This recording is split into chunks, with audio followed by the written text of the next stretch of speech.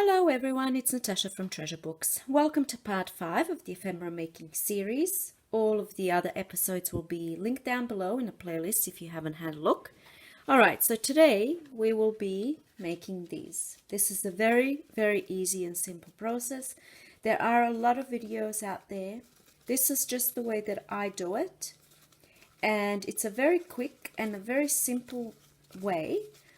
There's no sanding required, there's no gesso required, and there's just pretty much 2 layers that we need to do. Alright, so what we're going to do is, I've got my instructions over here, so we'll go through the instructions, we'll make some together, and then I will also show you some ideas on how you can use these in projects, in your junk journals, and then maybe at the end we might embellish one together. Alright, so let's begin. So here are my steps. I am just going to prepare some cards. Alright, so here are some playing cards. These ones, I've actually finished the complete deck. These ones here have a very shiny surface. I don't know if you can see. So this is the type of thing that most people would need to sand or apply gesso. I didn't do any of that, and none of this is going to come off or peel off. Impossible. I've got my discarded book over here, rescued. So what I'm going to do is, I'm just using this here to protect my desk. So the first step is to go over your card with a little bit of glue stick. So I'm just going to use this one. This is a really good glue stick. So I'm not going to cover the complete card. I'm just going to cover it where I want a little bit of book page. So just here and there. And then I'm going to lay a book page over the top. So you can lay it straight, or you can, I sort of did this one on the side. And now I'm going to do this one. And now what I'm going to do is I'm just going to wait for this to dry. So then I can peel this off, and then I'll be left with some book page. Okay, I'll leave that to dry. Okay, so I just wanted to show you while that's drying. You can see on these cards how I've got a little bit of book page here and a little bit of book page here. So just to maybe think about placement as you know where you're applying your book page. So you can see some I have here on the side, and then here. It's quite not in your face kind of thing. And then let me find one. See here, there's a whole section of book page. So I wanted to show you one where maybe I've covered it too much, or I didn't place it nicely on the side, like this one. That doesn't look too great because it's smack bang in the middle. So it's drawing the eye to that. It kind of doesn't, I don't know, even this one here. So these are the first few that I did. And I was just applying book page right in the middle, but I think it looks so much better when you apply it to the sides rather than the middle. So that's what I found from playing around with this. See, it just looks better when it's like this on the sides. If you want to, you can completely skip this step. You don't have to have any book page, and they still look vintage. So no book pages on this one. These were the first couple that I did, and I did them without any book page. So that's also an option. Okay, so these are now dry. So the next thing we're going to do is remove this book page. So then we'll have some bits left glued on.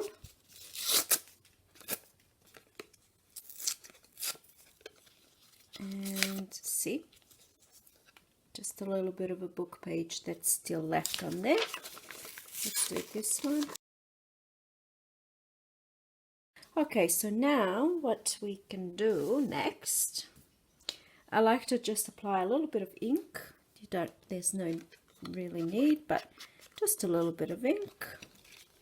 It's optional. So I'm just going to protect my desk. Okay, and the next thing I'm going to do is cover the whole card with PVA and glue and water mixture. So 3 parts of PVA glue to 1 part water. So I just mix it all up in my little thing there. You can use really any glue, as long as you want to be able to spread it well. So it doesn't really matter what glue you use. You can use Mod Podge. Oh, just put some. Okay, so I just covered the whole thing like this.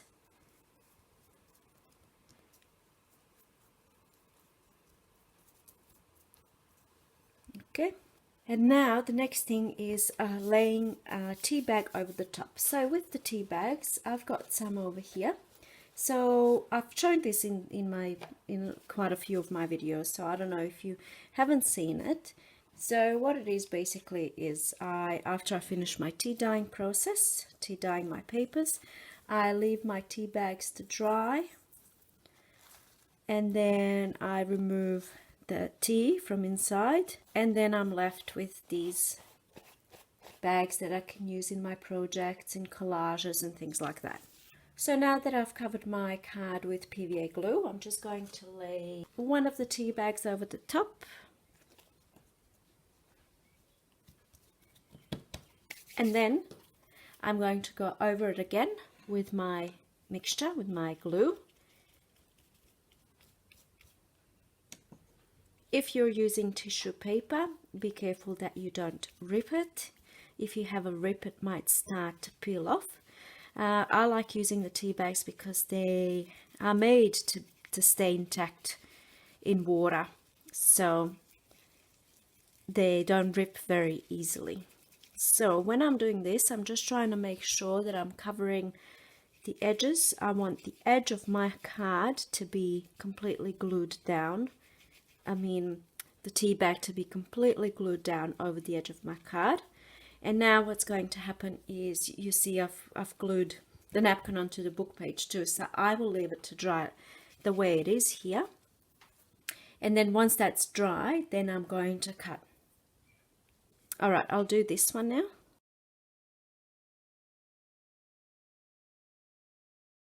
Okay, and now once that's done, I will leave this to dry just as it is. So you can see over here, I've really covered those edges. I made sure there's no bubbles, and I made sure all of the creases that you see here are completely flat. All right, so I'm going to leave this to dry. But for time purposes, I've actually got one that's dry already. I've done this one previously, so now it's completely dry. I just wanted to show you the next step without having to wait for the other two to dry. So now that's all dry, and now I'm just going to cut where I see my card edge. And now this bottom layer is just going to come right off. Okay, so now even this would look cool in a junk journal, wouldn't it? Glue it down onto the page. I like it. All right, so the next thing we're going to do is, we've already cut the edges, so let's distress. So I'm just going to ink the edges. It's not a necessary step. It already looks nice and vintage. I'm using, for some reason, I really liked using this color. Usually I tend to stick with brown, but I think this really brings it out even more, makes it look, I don't know, I'm just liking the kind of purplish edge. And there they are. They look pretty cool, nice and vintagey. You can see a little bit of book page here and on the sides, and then this is all the goodness from the tea bag. And then over here, it's beautiful. All right, so now what are we going to do with our vintage looking cards? So, I mean, I have many ideas for this, so I thought I will share just a couple with you guys. And most of these I'm going to keep. I'm going to hide this one because that's not my favorite one. So most of these cards I'm going to keep as they are, like this, and then use them in my project as I go. So let's have a look on some ideas on how you can use them. So obviously there will be interest pieces in your journals. You can put them into pockets. It can be a focal point on a journal cover, on an envelope, on a pouch, anything that you're making. You can have it as a focal point on the front, with maybe a little bit of lace underneath, maybe a little bit of sewing, a word sentiment, which is I've written down here. Further, you can further embellish with words, sentiments, phrases I should say.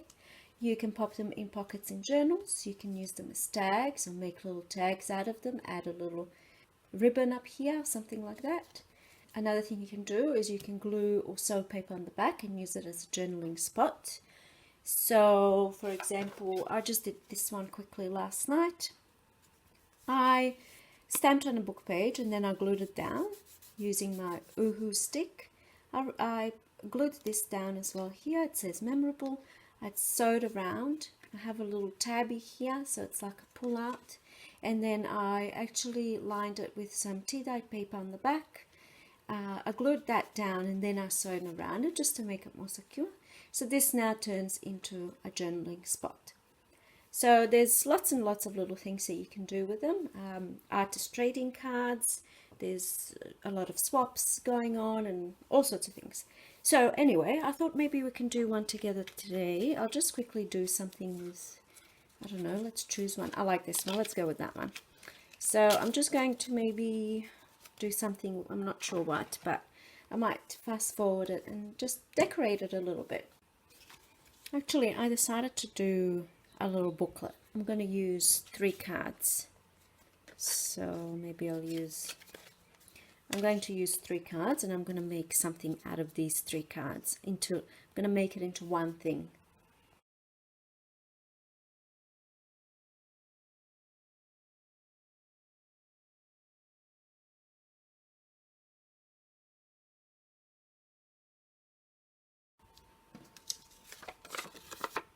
So I've sewn around them.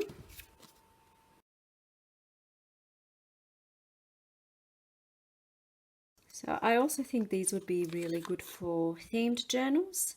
So if you're doing any theme, if you're doing, I don't know, let's say Alice in Wonderland, that comes to me now because of the playing cards, but you could glue on an image of your, whatever the theme is, onto the card, or a little sentiment depending on what the theme is.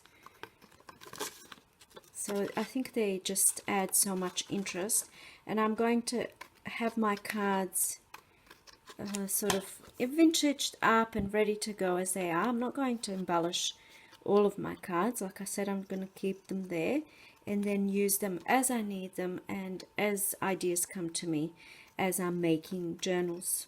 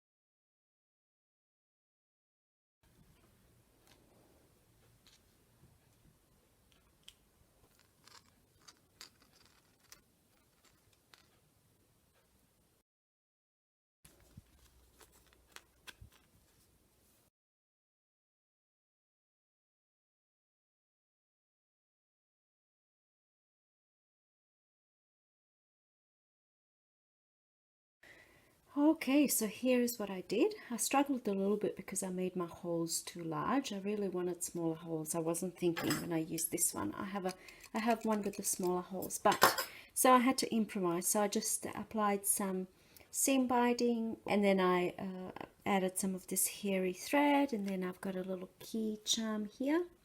So and then I did a little cluster. Let me just try and focus over here. I did a little cluster, put a sticker down here, and then just ripped a little bit of book page, because this is very precise and round, and this is very precise and it's got straight lines. It's a rectangle, so that's why I broke it up with a little bit of this ripped book page, so it looks more like a intentional little cluster kind of thing. I hope it makes sense. So the thing, sort of what I had in my mind as I was making this is, it all kind of came together at the end, to be honest. I wasn't thinking when I was creating, but now looking at this, I'm thinking, you know, this is a little booklet. You can write your things that you wish for. So over here, as you can see, it says make a wish.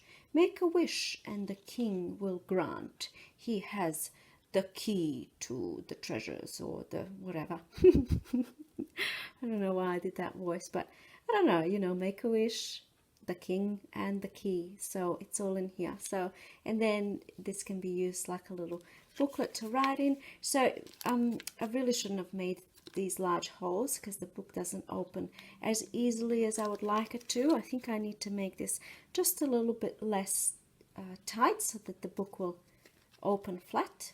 But I think that's okay for now, for a little quick little fun project with the altered cards. So the way that I did this project is I did it in batches. So I would do 15 cards of, I would just do the book pages, and then the next day I would just do the inking. So the process is streamlined and it's very quick, and you have, before you know it, you have a whole deck of cards that you can go and play around with. You can make all sorts of little things, and they're ready for you to pop into journals to further embellish and to have fun with. You will have hours and hours of fun with this project, just like I did, I hope. So let me know what you guys think, and I'll see you in my next video. So here's your chance to screenshot the instructions. So I'll just move my hands. There we go. Thanks, guys.